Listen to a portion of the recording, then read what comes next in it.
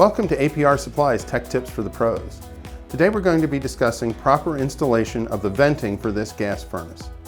To do this, you'll need the manual as well as a tape measure to measure the piping length.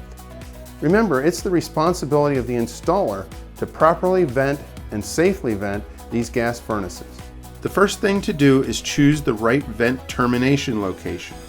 This means that we have to go outside and make sure that the location for the vent termination meets all of the requirements from the installation manual. You need to be sure that the termination will be far enough away from doors, windows, and public sidewalks.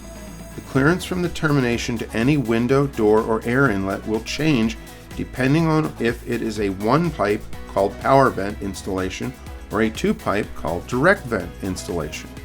Once the termination location has been selected, you will be able to measure the length of the vent pipe. You must determine how many feet of pipe from the furnace to the vent termination so that we can go to the next step, which will be to select the correct pipe size from the manufacturer's chart. Now, that is going to be based on the model of the furnace, meaning the input power, as well as the length of the vent and the number of elbows. That will be our method to select the vent pipe size.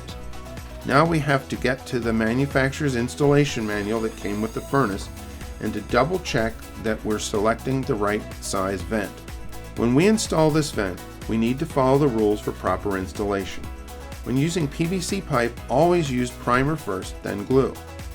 Hangers must be installed every 3 feet to prevent the pipe from sagging. The outdoor termination must comply with the manufacturer's supplied drawings. Termination is designed to prevent exhaust gases from returning to the fresh air inlet. Just remember that it's always your responsibility as an installer to make sure that the venting is done properly so that we can provide the homeowner with a safe installation. Thank you for watching APR's Tech Tips for the Pros. Hope to see you again soon.